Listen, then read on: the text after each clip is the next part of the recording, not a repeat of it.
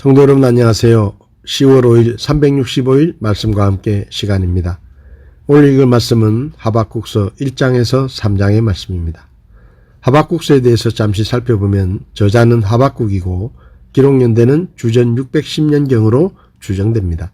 하박국서의 기록 목적은 하나님을 의지하는 마음의 필요성을 가르치기 위해서 의인의 고통과 악인의 형통은 일시적인 것이며 하나님의 공의가 이루어진다는 것을 알게 하기 위해서 기록되었습니다.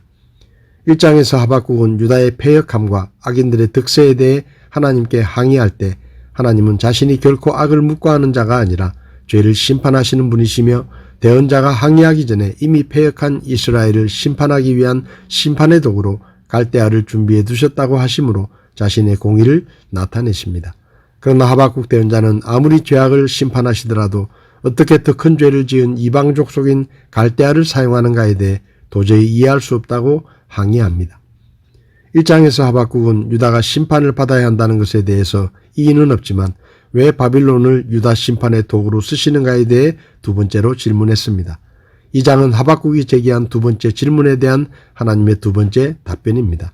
하나님은 바빌론 역시 죄로 인해 심판받게 되고 그 가운데 유다도 심판당하지만 의인은 믿음으로 구원을 얻게 된다는 사실을 보여주고자 하셨습니다. 이처럼 1절에서 5절까지는 하나님의 두 번째 대답을 기록하고 이어지는 6절에서 20절까지는 5가지 재앙에 대해 말씀합니다. 3장은 악인에 대한 심판과 의인에 대한 구원의 계획을 알게 된 하박국이 하나님을 찬양하는 기도에 대해 기록합니다.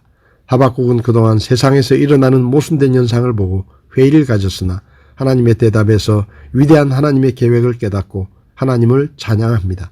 이 찬양은 하나님의 능력, 하나님의 목적, 그리고 믿음의 축복에 대한 찬양으로 이어집니다.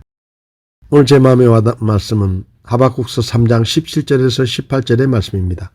비록 무화과나무가 꽃을 피우지 못하고 포도나무에 열매가 없으며 올리브나무에 수고의 열매가 없고 밭이 먹을 것을 내지 아니하며 우리에서 양떼가 끊어지고 외양간에 소떼가 없을지라도 나는 여전히 주를 기뻐하며 내 구원의 하나님을 기뻐하리로다.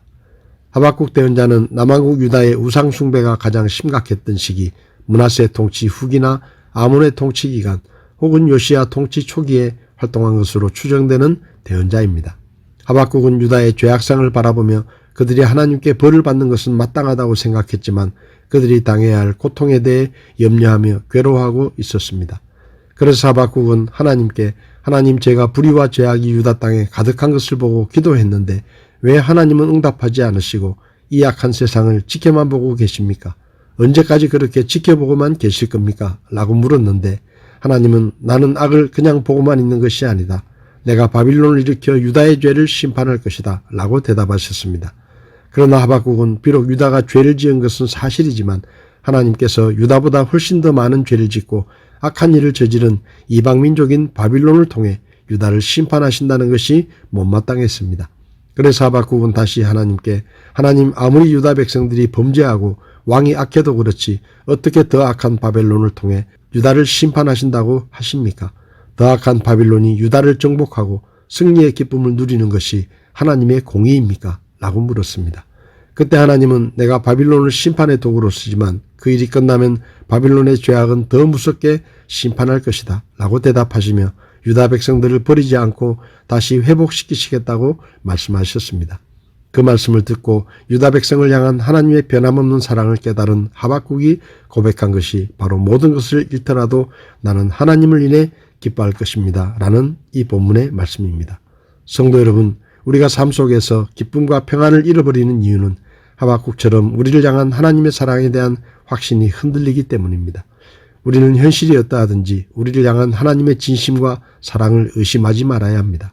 하나님은 우리가 가장 더럽고 최악이었을 때 우리를 위해 자신의 목숨을 십자가에 내어주실 만큼 우리를 사랑하셨습니다. 그렇다면 예수님을 믿고 구원받아 하나님의 자녀가 된 우리는 얼마나 더 깊이 사랑하시겠습니까? 어떤 경우에도 우리를 향한 하나님의 진심과 하나님의 사랑을 의심하지 말고 하나님으로 인해 기뻐하는 우리가 되기를 바랍니다. 오늘 하루 우리도 하박국처럼 비록 우리의 삶에 모든 것이 풍성하지 못할지라도 나는 하나님으로 인해 기뻐하겠다는 이 찬양으로 하나님께 영광을 돌리는 것은 어떻습니까? 10월 5일 365일 말씀과 함께 오늘도 함께 해주셔서 감사합니다.